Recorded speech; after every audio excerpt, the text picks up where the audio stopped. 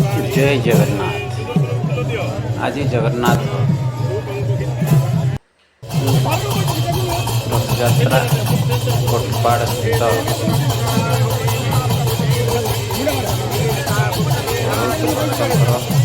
समागम रथयात्राटी जय जगन्नाथ। सर्वप्रथम मुझे कोटपाड़वासी भक्त समागम होती समस्त को मोर हार्दिक अभिनंदन और शुभेच्छा जनाऊँ। सहित ये जो गणपर्व होम जो पर्वटा चलती भगवान भाईचारार पर्व एकतार पर्व जगन्नाथ माध्यम आम जो एकता हबार गोटे सुजोग पाइछु से समस्त धन्यवाद जनाऊँ। सहित ये कहवाक चाहूँगी समस्ते शांति श्रृंखला परिवेश जो यात्रा हम ताको उपभोग करंतु एवं अनुभव करंतु।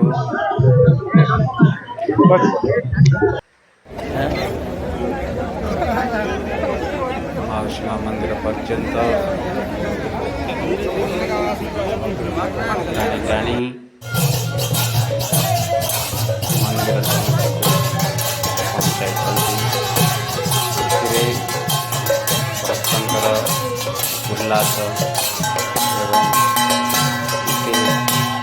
मनोरम थिला प्रभु जगन्नाथ कहते जे समस्त भक्त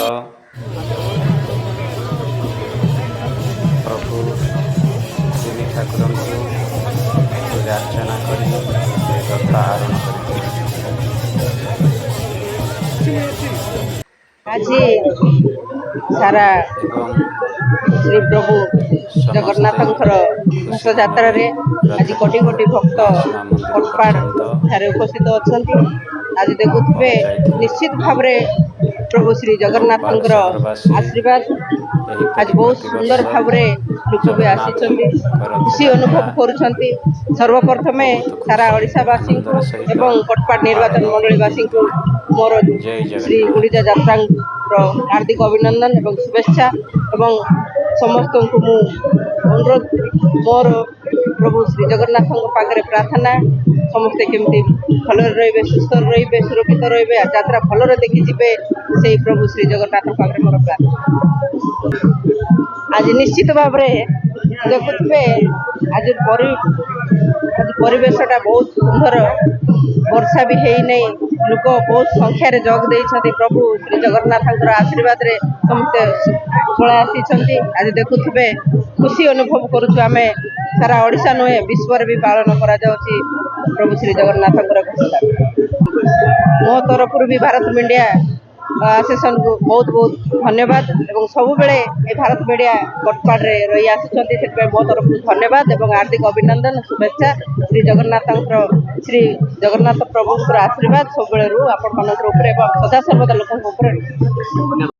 पवित्र रथयात्रा उपलक्षे आमर कोटपाड़वासी को समस्त को शुभ अभिनंदन जनाऊँ। तत्संगे संगे सबू कुशल सुखरे जीवन यापन करंतु या मु जगन्नाथ पाखे प्रार्थना करुँची। धन्यवाद। तत्संगे संगे मु कोटपाड़वासी समस्त अनुरोध करछि यात्राटा को समस्ते सहयोग करी सुरक्षित करने धन्यवाद दूची। समस्त को मो तरफ कोटपाड़वासी तरफ शुभेच्छा और शुभकामना रथयात्रा एंड रथयात्रा आज फर्स्ट टाइम गोटे इन कोटपाड़ मु आज झील मु छेरा पहरा कली तो यहाँ मोर भी बहुत बड़ा सौभाग्य and I will request every citizen of Kotpad कि से माने लॉ एंड ऑर्डर मेंटेन करके रथयात्रा सुरुखुर केमती जाओ। आई विल जस्ट रिक्वेस्ट तो बहुत अच्छी एंड पुलिस भी डिप्लॉय होती एंड अलग डिपार्टमेंट अच्छी एम्बुलेंस अच्छी एंड फायर टीम भी अच्छी everybody is there so I don't think कि लॉ एंड ऑर्डर सिचुएशन हमारे सेमती चांसेस अच्छी फिर भी it is up to the public. I hope कि पब्लिक मेंटेन करेंगे लॉ एंड ऑर्डर किसी असुविधा हो। धन्यवाद। Thank you.